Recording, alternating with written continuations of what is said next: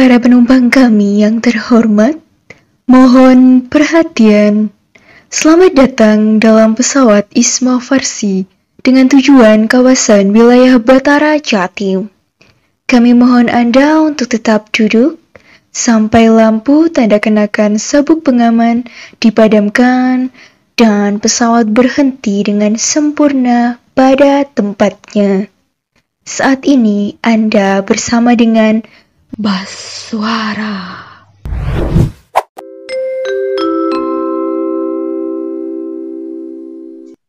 Halo kawan Baswara, selamat datang di podcast Baswara. Batara Jatim bersuara. Bersama saya, Salsabila Holida Zalfa, sebagai staf ahli advokasi periode 2020-2022 dan rekan saya.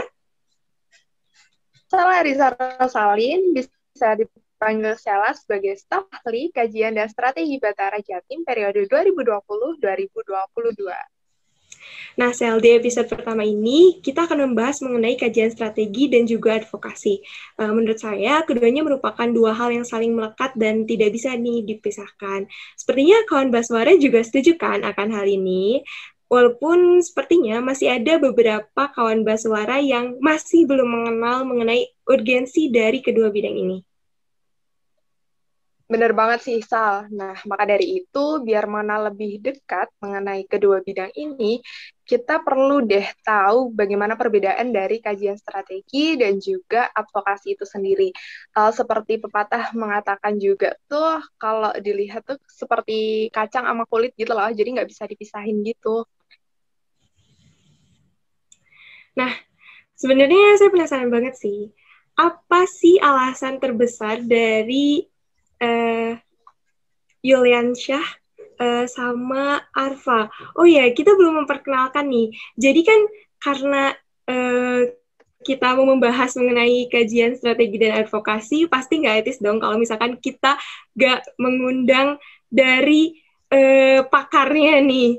Mungkin boleh diperkenalkan nih, Sel, siapa nih bintang tamu kita hari ini? Benar banget, sampai kelupaan ya, saking kita hebohnya nih mau bahas tentang kastrat dan advokasi. Nah, kenalin dulu, kita di sini udah ditemani sama Kak Yuliasa, beliau adalah selaku staf ahli kajian dan strategi dari Isma Farsi periode 2020-2022. Dan juga ada Kak Arfa nih, selaku staf ahli advokasi Isma Farsi periode 2020-2022 juga. Nah, kami ucapkan selamat datang buat Kak Yuli sama Kak Arfa nih, dan terima kasih banget udah nyempetin waktunya buat mampir di podcast Baswara. Sebelumnya, gimana nih kabarnya di tengah Ramadan ini? Masih semangat ya? Alhamdulillah, masih semangat. Masih ujian juga. Di Sambi ya. Gimana nih Kak Arfa kabarnya? Alhamdulillah, sehat. Alhamdulillah juga baru selesai ujian di awal-awal minggu ini. Jadi masih fresh banget nih, baru selesai ujian. Sudah kelas, segala pikiran. Lagi musim ujian ya? Iya. Kayaknya semuanya banyak. Kita mulai dari mana? Oh, gitu. Oke nih, kita kan udah kedatangan kedua bintang tamu yang sangat spesial ini. Jadinya dari saya sendiri penasaran nih, apa sih alasan utama dari Kak Yuliansyah dan Kak Arfa memilih untuk terjun ke dunia kastrat dan advokasi? Mungkin bisa dijawab terlebih dahulu oleh Kak Yuliansyah. Oke, baik. Mungkin urutannya dan untuk selanjutnya mungkin aku duluan gitu, biar mudah, atau bebas nanti bisa diarahkan gitu dari kalian. Oke, kita bikin lebih informal aja. Alasannya mengapa milih kastrat gitu ya. Jadi memang sebenarnya dari jauh-jauh hari aku tuh tidak ada pikiran untuk melanjutkan diri ini ke SA Kastrat sebelumnya. Tetapi aku ada pikiran untuk melanjutkan ke Isma Farsi seperti itu. Nah, ini juga relate gitu maksudnya dengan moto hidupku sendiri ya gitu. Jadi moto hidupku itu kalau boleh tahu nih buat kawan-kawan adalah menjadi salah satu konstituen alasan orang lain dalam melakukan perubahan kualitas hidup gitu. Jadi agak panjang dan agak memusingkan sebenarnya. Tapi aku selalu menggunakan ini gitu dimanapun aku berada, dan moto ini selalu aku bawa gitu sampai aku menjadi SA Kastrat pun aku berpikir masih sama seperti itu. Nah, jadi maksudnya seperti apa gitu menjadi alasan orang lain ya dan bagian dari konstituennya gitu. Jadi aku tuh sebenarnya berharap gitu, aku itu menjadi seorang atau bisa menjadi khalifah gitu di muka bumi inilah istilahnya kayak gitu, yang bisa memimpin dan juga menjadi pelayan gitu untuk masyarakat. Nah, disitulah ruang bagi aku gitu menjadi konstituen perubahan kualitas hidup. Bukan mungkin salah satu orang, tetapi mungkin bisa lebih banyak orang lagi atau mungkin satu Indonesia bahkan. Nah, itu menurut itu menjadi perasaan yang sangat bagus gitu buat aku sendiri ya gitu untuk menjalani berbagai hal di kehidupanku selanjutnya tentunya seperti itu. Nah, kemudian juga aku merasa kalau aku berisma Parsi ini, jadi yang perlu kalian ketahui kawan-kawan, aku itu bisa dikatakan gap year untuk mengikuti organisasi itu. Aku tidak melakukan organisasi itu selama 1 tahun.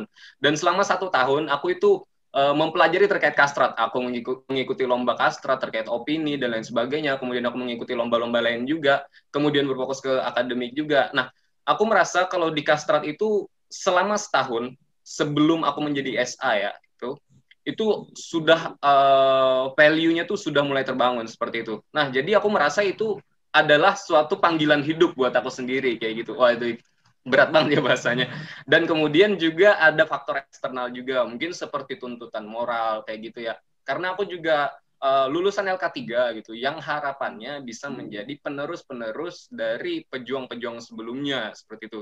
Dan kemudian dari tuntutan moral itu juga berkorelasi dengan dukungan moral seperti itu. Jadi dari senior-senior pun banyak yang berharap gitu bahwasanya lulusan LK3 itu bisa gitu untuk menjadi penerus mereka yang tentunya juga memiliki semangat idealis yang sama seperti itu untuk menggaungkan tujuan yang sama. Tetapi yang perlu diingat adalah bukan berarti senior ini akan mengintervensi secara menyeluruh diri kita sebagai kader, tetapi adalah bagaimana kita dan mereka membawa satu tujuan yang sama untuk seterusnya. Seperti itu. Nah, itu singkatnya dari aku. Oke, mungkin bisa dilanjutkan.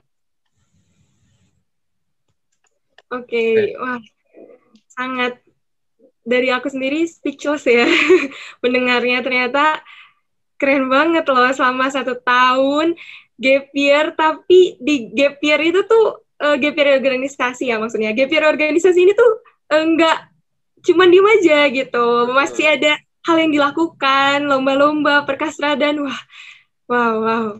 Oke. Mungkin bisa dilanjut ke Kak Arfa sendiri, apa sih alasan utama memilih bidang advokasi? Oke, terima kasih. Kalau dari saya sendiri, sama seperti Yuli sebenarnya. Awalnya tuh saya tidak kepikiran gitu untuk melanjutkan Isma Farsi di periode kali ini. Tetapi mengingat saya sudah terjun di Isma Farsi, nah di sini bedanya. Kalau Yuli sempat ada gap year dalam hal berorganisasi, tetapi kalau saya alhamdulillah berkesempatan untuk merasakan gitu Isma Farsi itu di periode tahun lalu, dan kebetulan di periode tahun lalu pun saya masuk di Kastrat. Nah, di situ tuh di periode tahun lalu kalau sedikit bisa cerita, saya menemukan banyak hal gitu, terutama pada Kastrat pada periode tahun lalu kan belum dipisah seperti advokasi dan Kastrat sekarang. Nah, di situ tuh saya merasakan bahwasannya memperjuangkan isu itu adalah hal yang mulia bagi saya. Kalau tahun lalu itu kita membantu memperjuangkan isu moratorium pendidikan kefarmasian gitu, dan akhirnya isu itu tuh goal, dan banyak teman-teman farmasi itu yang sangat bahagia sekali dengan goalnya isu itu. Nah, oleh karena itu saya merasa bahwasannya hal ini loh yang ingin saya rasakan lagi pada periode kali ini gitu.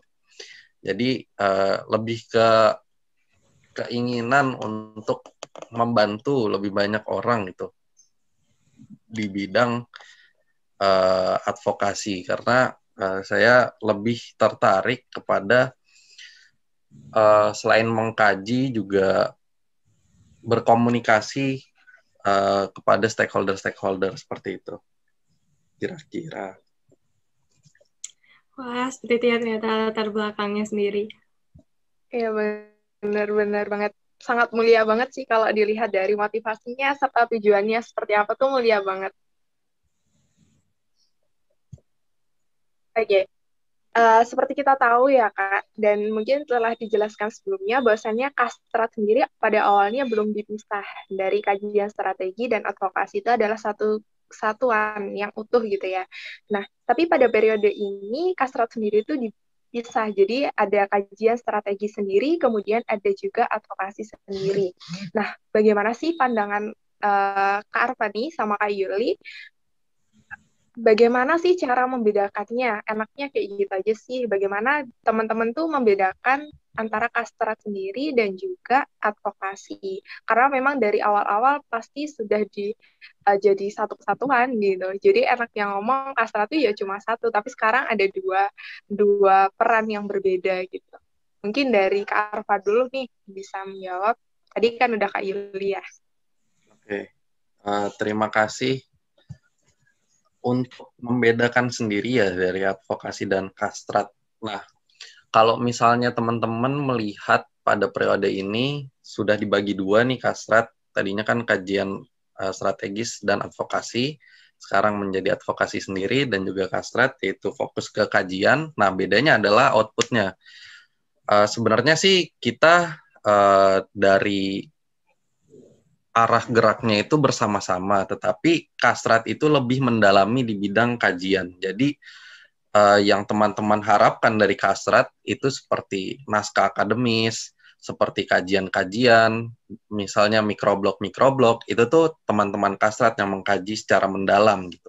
Nah, kalau dari advokasi sendiri, itu adalah sebagai penerus dari kastrat. Jadi setelah teman-teman kastrat itu sudah mengeluarkan kajian-kajiannya, otomatis kan harus disampaikan kepada stakeholder-stakeholder yang menaungi tentang perkara itu, menaungi tentang isu itu, dan sebagai stakeholder kunci pada isu itu. Nah, itu adalah tupoksi dari teman-teman advokasi, walaupun kita dalam pergerakannya pasti bersama-sama.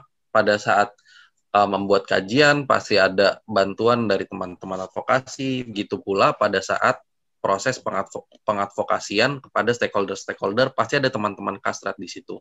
Jadi seperti itu sih. Dan juga tupoksi dari advokasi ini adalah, kalau misalnya lihat ini acara ini seperti podcast, ini kan bertujuan untuk edukasi, dan juga teman-teman bisa sering-sering mengunjungi website Itsma Farsi. Di situ ada tulisan-tulisan yang memang dikeluarkan dan bertujuan untuk edukasi, dan itu adalah hasil-hasil kerja dari teman-teman advokasi. Seperti itu. Oke, baik. Mungkin dari Kak Yuli mewakili dari kajian strategi. Bagaimana sih sebenarnya kajian strategi itu? Oke, baik. Bagaimana sih kastrat ya? Pakai T, bukan pakai D, itu karena udah dipisah. Oke.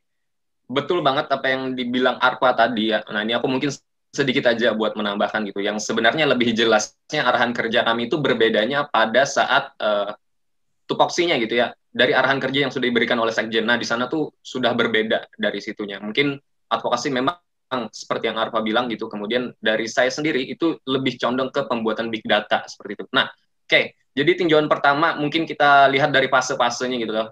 Penyelesaian isu strategis seperti itu. Jadi kalau bidang kastrat itu berfokusnya pada fase tengah. Kalau menurut hemat aku sendiri seperti itu.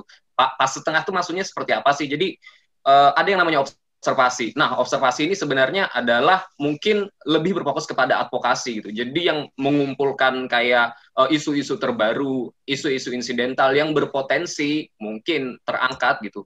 Karena memang urgensinya yang penting gitu untuk mahasiswa farmasi atau farmasi itu sendiri seperti itu. Nah, itu biasanya pada fase awal terkait observasi itu adalah kawan-kawan dari advokasi gitu untuk menelaahnya. Karena kami berfokus kepada bagian pengkajian, kemudian pengumpulan variabel bebas, kemudian analisis dari variabel terikat tadi, kemudian penentuan sikap gitu. Nah, dari tulisan. Dan semuanya itu base-nya memang tulisan gitu. Jadi kita akan melakukan gerakan berbasis kajian. Nah, gerakannya itu akan dilakukan mungkin sepenuhnya dan berkoordinasi juga tentunya bersama kawan-kawan advokasi seperti itu.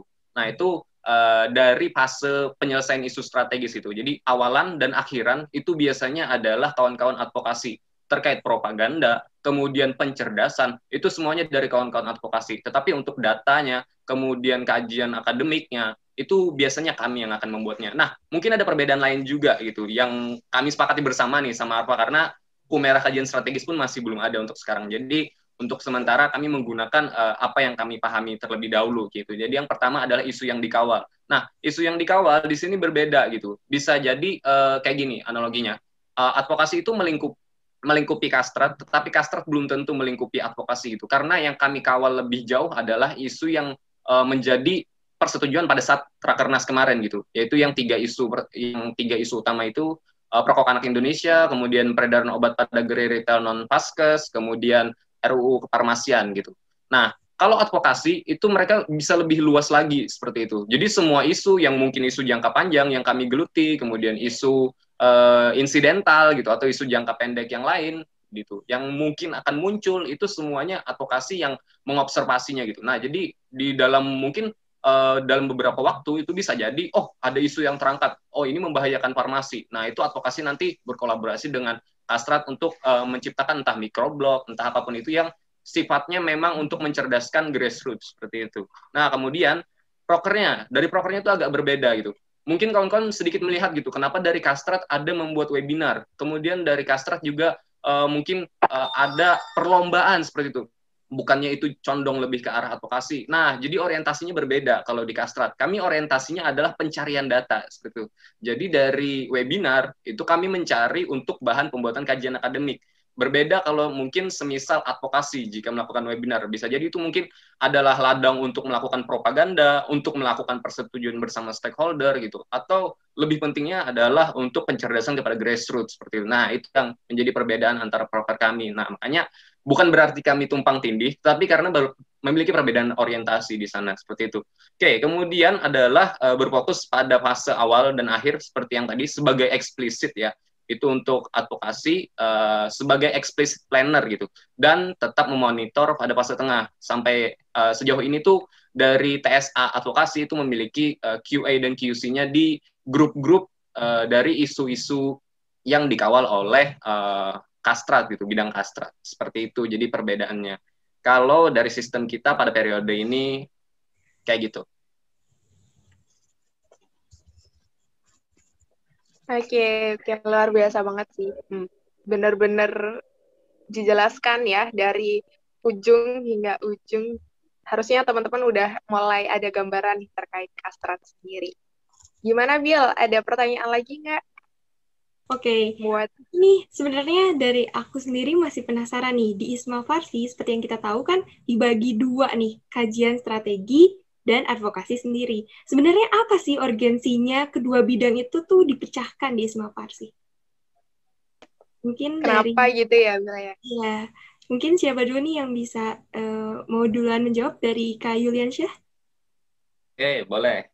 Oke, mungkin aku mengawalinya dengan ini. Jadi yang pertama dipertimbangkan adalah satu, letak geografis seperti itu. Kita belum tahu seluruh kader yang akan mendaftar ke ISMA Farsi itu SA Kastrat itu akan datang dari mana. SA Kastrat yang ada D-nya ya, yang kajian strategis dan advokasi. Kita tidak tahu.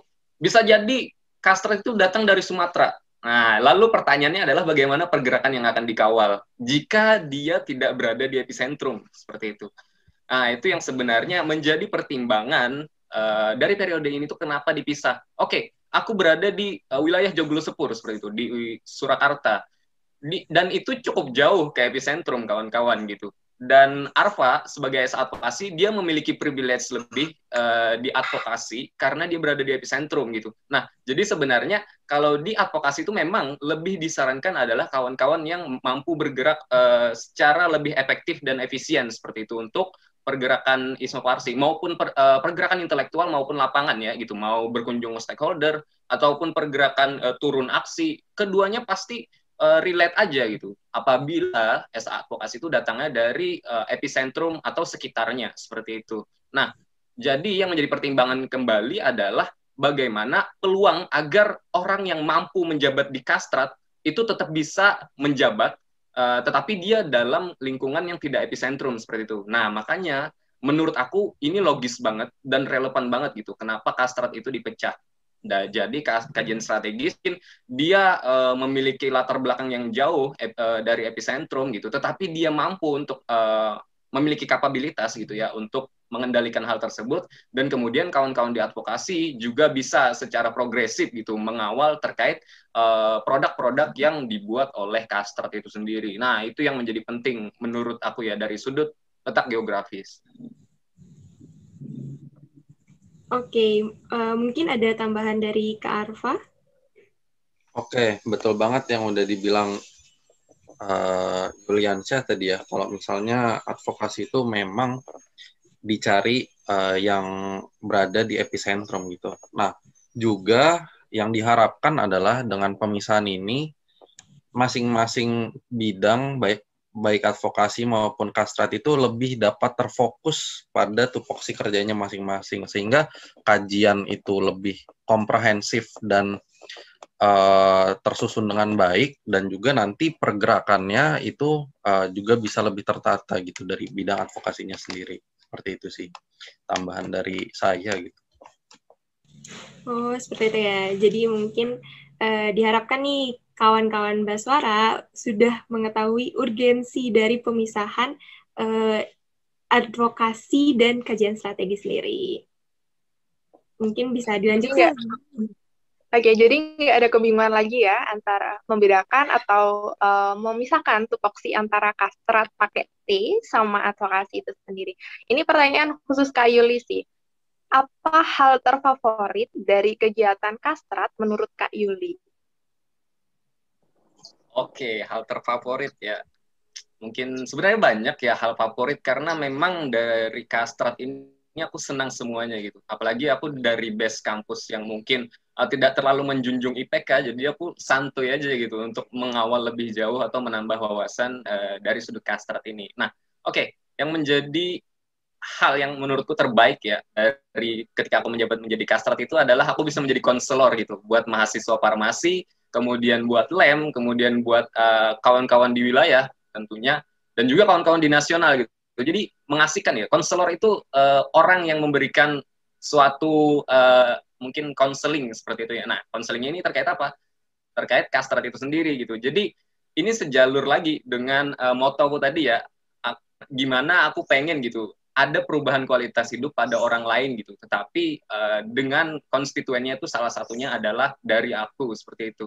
Nah, itu yang menjadi favorit banget gitu. Jadi ketika ada orang yang nanya ya terkait Kastrat ke aku tuh, wah itu gokil banget gitu. Aku senang banget gitu. Makanya aku kalau di chat itu kayak, oh asik aja gitu dibawanya, yo WhatsApp, yo asik gitu. Nah, itu menurutku yang paling favorit ya. Dan itu konstan gitu dilakukan gitu. Karena biasanya pasti ada aja yang nanya terus gitu. Jadi selama hal itu pun aku selalu senang jadinya seperti itu.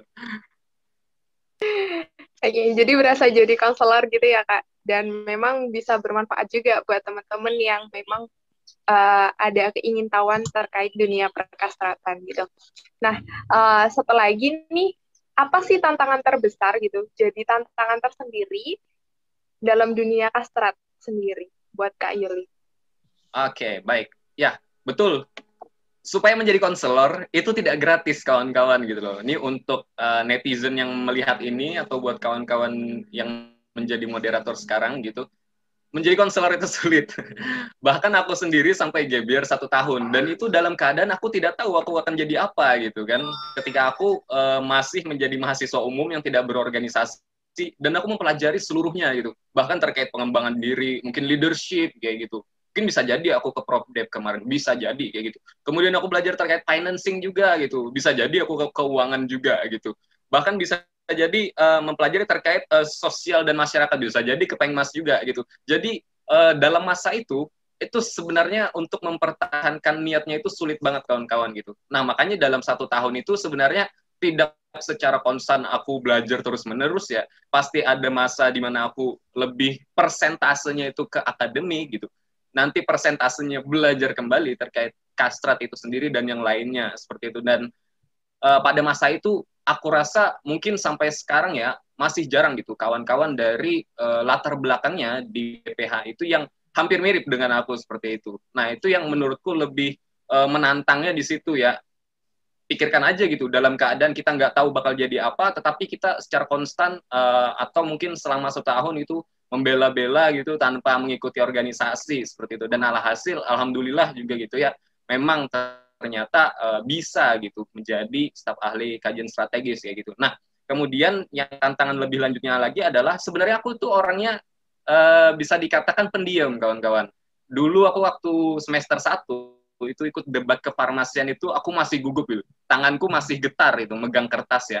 Alhasil ya kelompokku kalah gara-gara aku pada saat itu gitu. Nah, makanya yang menjadi alasannya adalah memang keteguhan hati. Kembali lagi gitu. Ketika kawan-kawan memang pengen berubah, disitulah titik kuncinya gitu. Akan ada perubahan besar gitu. Jadi jangan sampai ada yang pesimis ketika oh aku seorang introvert gitu. Oh aku seorang yang memang dari dulu kurang belajar untuk kajian gitu. Bahkan aku sendiri pun tidak memahami organisasi itu dari aku SMA atau SMP gitu. Aku tidak mengikuti organisasi pada saat itu karena idealisme gitu ya dan egois juga tentunya seperti itu. Jadi ikut OSIS itu tidak gitu. Wah, mending aku belajar seperti itu biar ranking gitu. Nah, jadi perubahan apa ya, development karakternya itu memang cukup aneh kalau aku sendiri ya dan cukup mendadak dan cukup loncatannya itu cukup jauh seperti itu. Jadi terkadang tuh aku pengen nangis juga gitu. Akibat kok bisa aku bisa berubah sejauh ini seperti itu. Kemudian juga tentunya seperti sebelumnya ini tidak gratis. Alhasil terkait isu, terkait apa yang akan dibahas gitu, semuanya itu harus dipelajari seperti itu. Jadi aku harus senantiasa untuk menambah wawasan gitu. Kemudian juga senantiasa belajar seperti itu. Karena kalau semisal aku tidak belajar, bagaimana cara aku sebagai konselor tadi gitu? Bagaimana aku bisa dipercaya masyarakat farmasi apabila aku sendiri tidak memiliki value yang lebih seperti itu. Nah, itu yang menjadi tantangannya di Kasal tuh harus secara constantly. Karena sekarang aku sudah menjadi SA-nya gitu. Mungkin aku bisa untuk lebih konstan ketimbang aku yang 1 tahun sebelumnya seperti itu. Oke, terima kasih. Jadi 1 tahun gap year kemarin ada hasilnya gitu ya. Syukur sekarang dengan posisi konselor ini. Gitu. Oke, bisa dilanjut. Oke, pertanyaan yang sama untuk Kak Arfa. Apa sih hal yang terfavorit dari kegiatan advokasi dan apa tantangan terbesarnya nih dari advokasi itu sendiri? Oke. Untuk kegiatan favorit dari advokasi ya, sebenarnya kegiatan favorit dari advokasi adalah kita bisa menyuarakan hasil kajian, hasil suara-suara mahasiswa itu kepada stakeholder gitu, sehingga kita juga bisa melihat ketika nanti stakeholder itu setuju dengan saran-saran mahasiswa, berarti kan teman-teman mahasiswa itu mendapat lampu hijau gitu untuk keinginan mereka agar dituruti gitu. Nah, untuk tantangan terbesarnya itu adalah ketika kita itu berada di posisi deadlock, baik dari stakeholder ataupun dari faktor lain gitu. Posisi-posisi ini itu tidak dapat dihindari. Kenapa? Karena baik dari mahasiswa ataupun stakeholder yang kita tuju itu pasti mempunyai kepentingan masing-masing. Kita sebagai mahasiswa memang harus idealis, harus menjunjung tinggi apa yang dikatakan benar itu benar dan yang salah itu salah. Tetapi kan yang kita lawan, yang kita terjun langsung itu adalah dunia nyata seperti itu. Dan di dunia nyata itu tidak ada yang 100% idealis, sehingga pada posisi inilah kita harus menyesuaikan diri, di mana kita harus tetap ideal, dan di mana ada batasan-batasan yang kita dapat memasuki ke area realistis. Nah, terkadang hal ini harus banyak sekali pertimbangan, terutama pada saat deadlock yang deadlock yang sudah mencakup banyak stakeholder. Seperti mungkin ada kepentingan kanan kiri dari berbagai macam stakeholder, itu memang kita harus hati-hati di situ. Dan itu adalah problematika yang menjadi tantangan terbesar ya dari advokasi, karena memang mahasiswa pun mendorong suara mereka itu harus didengar, tetapi kan kita juga tidak bisa acuh begitu saja, bahwasannya stakeholder pun memang punya kepentingan.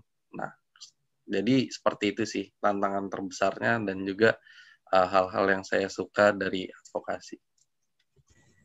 Baik, ya sih. Dari saya sendiri juga setuju kalau misalkan advokasi itu yang paling menyenangkan adalah kita bisa menyuarakan aspirasi kita sendiri.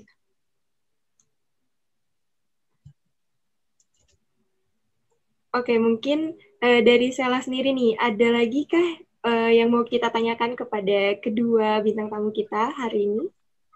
Ada nih, hubungannya sama dari pemaparan penjelasan dari Kak Arfa tadi ya.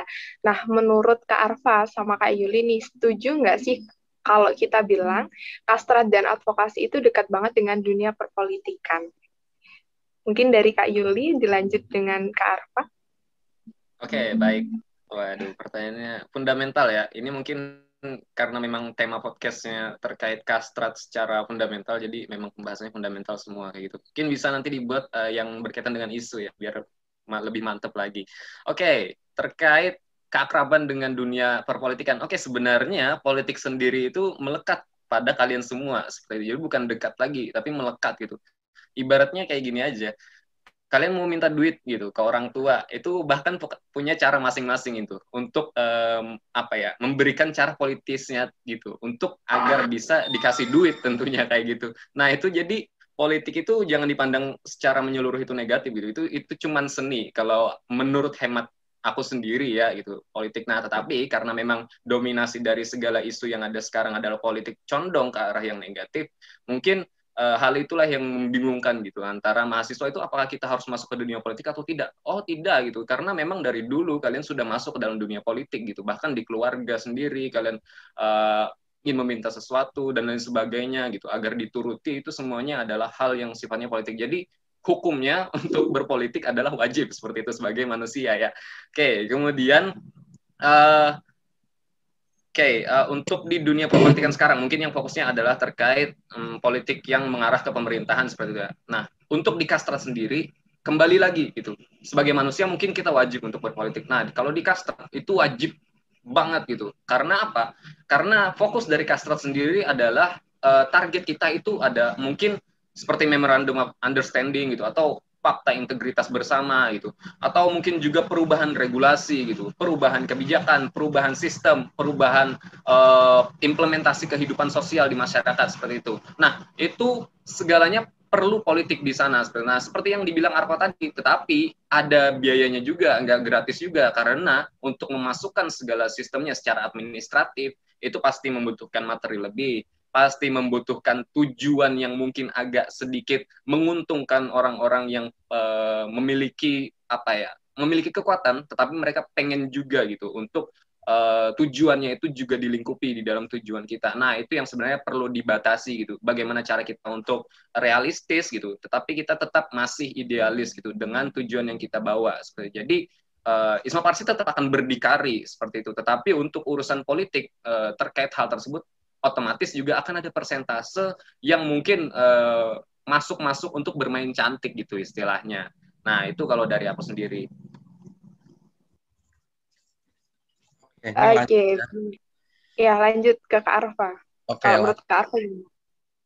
Kalau misalnya dengan dunia politik ya, saya tadi sangat setuju sekali dengan kutipan awal dari Yuliansyah. Bahwasannya kita setiap hari itu berpolitik. Jadi mungkin teman-teman itu ada memang yang tidak suka berpolitik, tetapi perlu diingat teman-teman, saya pernah membaca kutipan dari Perikles, seorang filosof jenderal dari Yunani. Perikles itu berkata seperti ini, ketika seseorang itu tidak peduli dengan politik, seseorang itu bukan mengurusi dirinya sendiri, tapi dia itu tidak punya urusan sama sekali. Hal ini menandakan apa? Ketika kita tidak peduli dengan politis, maka kehidupan kita akan hancur karena semua aspek kehidupan itu pasti akan diatur oleh politis. Baik dari harga, dari ekonomi, dari agama, dan lain-lain itu pasti ujung-ujungnya itu ada politisnya. Nah, oleh karena itu memang tidak sukanya kalian dengan politis, itu kalian tetap harus peduli. Minimal peduli, seminimal mungkin peduli. Tetapi kita di sini, baik dari Kastrat ataupun advokasi itu, dituntut lebih dari peduli, lebih dari sekedar tahu. Kita memang harus terjun di dalamnya. Seperti tadi yang sudah saya bilang, bahwasannya advokasi dan Kastrat ini berkaitan erat dengan bapak-bapak dan petinggi-petinggi di stakeholder gitu. Yang kita tahu bahwasannya stakeholder itu banyak yang berasal dari pemerintahan maupun dari organisasi profesi ataupun seminat, itu mereka mempunyai jalan pikiran dan arah-arah politik masing-masing. Sehingga kita juga harus beradaptasi dan juga menyesuaikan diri dengan perpolitisannya, terutama stakeholder-stakeholder yang berhubungan langsung dengan pemerintahan, seperti stakeholder-stakeholder legislatif, seperti itu. Itu tuh erat sekali dan kental sekali politiknya di sana. Jadi memang kita berkaitan erat dengan politik. Karena memang kita dituntut terjun ke politik dan juga membaca pergerakan politik, arah-arah politik, itu kita dituntut langsung. Jadi untuk statement bahwasannya Kastrat dan advokasi itu erat dengan politik, iya memang kita erat dan harus terjun langsung di politik, seperti itu. Oke, baik. Penjelasan yang sangat jelas banget ya. Dan buat teman-teman semuanya juga nggak perlu takut gitu ketika mau terjun ke dunia Kastrat karena hal politik, karena memang dari kita setiap hari saja juga tidak jauh dari yang namanya politik gitu. Nah, mungkin ini yang terakhir sih. Benar, sebelum kita menutup podcast Baswara di episode pertama kali ini, ya mungkin akan ada episode-episode selanjutnya, yaitu request tadi, ada pembahasan terkait isu. Mungkin ada sedikit closing statement dari Kak Yuli dan Kak Arfa untuk kawan-kawan Baswara yang ada di rumah sekalian. Mungkin dari Kak Arfa dulu deh. Oke. Dipersilakan. Untuk closing statement saya mungkin sepatah dua kata saja ya. Saya harap dengan teman-teman mendengarkan podcast ini, teman-teman lebih terbuka pandangan teman-teman terhadap dunia isu kefarmasian ya khususnya, dan juga lebih terbuka dengan pandangan teman-teman terhadap perpolitikan, karena peran teman-teman baik di isu nasional ataupun terkhusus ya, peran teman-teman untuk peduli dan juga pandangan teman-teman terhadap isu-isu farmasi itu sangat penting. Karena ketika kita dari mahasiswa itu ingin memperjuangkan isu, yang dituntut dari kita bukanlah kekuatan politik kita, karena mahasiswa itu tidak ada kekuatan politiknya selain sebagai pengawas pemerintah, penyambung lidah rakyat, tetapi kita hanya bisa mendesak. Nah, ketika kita ingin mendesak, teman-teman pun harus melek tentang isu-isu dan juga peduli tentang isu-isu. Karena ketika kita sudah peduli, maka kita akan ingin bergerak lebih. Dan ketika kita sudah bergerak lebih, maka disitulah kemenangan akan kita dapat. Jadi seperti itu teman-teman, diharapkan kontribusi dan kepedulian nyata terhadap dunia kefarmasian. Terima kasih. Untuk Sela, silakan masuk ke Yuli. Oke, baik. Langsung ya. Oke, bentar. Ada suara motor.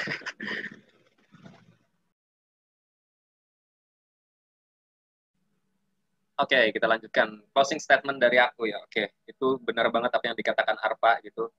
Tadi ya, secara keseluruhan gitu. Dan kemudian aku nambahkan sedikit lagi. Jadi, bisa berharap banget gitu podcast ini akan ada lagi gitu, karena dari podcast ini aku yakin gitu kader-kader dia bisa gitu untuk mempelajari terkait Kastrat itu dari ya dokumentasi podcast ini. Tidak perlu mungkin perlu mencari lebih jauh gitu, kesulitan mencari terkait data-data bagaimana harus berkastrat di Isma Farsi seperti itu. Nah, jadi ini bagus banget kalau misal bisa secara konstan gitu dibahas, dan kemudian kader pun bisa mencari ilmu jauh lebih luas daripada mungkin zaman kita sekarang seperti itu. Dan harapannya otomatis Kastrat dan advokasi itu bisa berkembang jauh lebih besar gitu.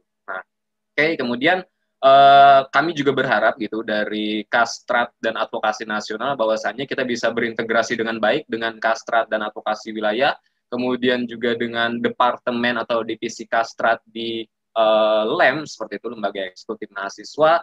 Dan sampai sekarang memang terkait Kastrat ini gitu, itu masih mungkin kurang optimal dari segi integrasinya gitu. Nah, tetapi harapannya dengan mungkin terpisahnya antara kajian strategis dan advokasi, mungkin itu bisa memacu agar mungkin dari setiap bidang itu bisa gitu untuk mengerjakan masing-masing job desk-nya itu lebih optimal gitu. Mungkin dari kami sendiri maupun dari Kastrat Wilayah seperti itu. Oke, kemudian itu untuk kalian, dan kemudian aku juga pengen berpesan untuk kader, karena aku yakin gitu, mungkin nantinya, di suatu hari nanti akan ada orang yang tertarik, itu mungkin dari Batara, gitu, atau mungkin segmentasinya datang dari Sumatera, tapi nonton punya Batara, wah itu gokil juga, gitu. Analoginya kayak gini, kalian harus tinggal di seberang jawaban iya, gitu. Waduh, gokil kan, gitu. Jadi maksudnya adalah, ketika kalian memiliki peluang kayak gitu, ketika kalian memiliki waktu lebih banyak, ketika kalian memiliki keberanian yang jauh lebih besar dari kami sekarang, ibaratnya gitu ya. Karena kan seperti yang aku bilang tadi, aku berangkat dari orang yang pendiam gitu. Nah, ketika kalian berangkat dari orang yang sudah pemberani, alangkah lebih baiknya kalian akan mampu melampaui kami sendiri seperti itu. Satu hal yang masih aku ingat sampai sekarang adalah aku memiliki orientasi lain juga, bahwasanya senior-senior itu gitu, aku bilang ya, kehadapan mereka langsung gitu. Aku bakal ngalahkan kalian kayak gitu. Nah, itu juga memacu semangat untuk aku sendiri kayak gitu di Kastrat ini kayak gitu. Nah, kemudian yang perlu kalian ingat adalah peluang itu tidak datang 2 kali kayak gitu. Nah, tetapi yang menjadi fundamental lagi adalah memang peluang tidak datang 2 kali kayak gitu. Tetapi keberhasilan akan datang untuk orang yang berani mencoba kayak gitu. Oke, itu saja sekian dari saya. Saya serahkan kembali. Wah, terima kasih nih Kak Yuli dan Kak Arfa yang sudah meluangkan waktunya untuk datang ke podcast Baswara dan mengenalkan mengenai bidang kajian strategi dan advokasi kepada kawan-kawan Baswara. Nah, untuk kawan-kawan Baswara, jangan lupa untuk memfollow Instagram @ismafarsi_Batara Jatim dan nyalakan notifikasinya untuk mendapatkan informasi terbaru dari kami. Sekian dari kami, sampai jumpa di episode selanjutnya. Terima kasih sudah mengudara bersama kami, kawan Baswara. Terima kasih telah mengudara bersama kami. Sampai jumpa di lain kesempatan dengan Baswara selanjutnya.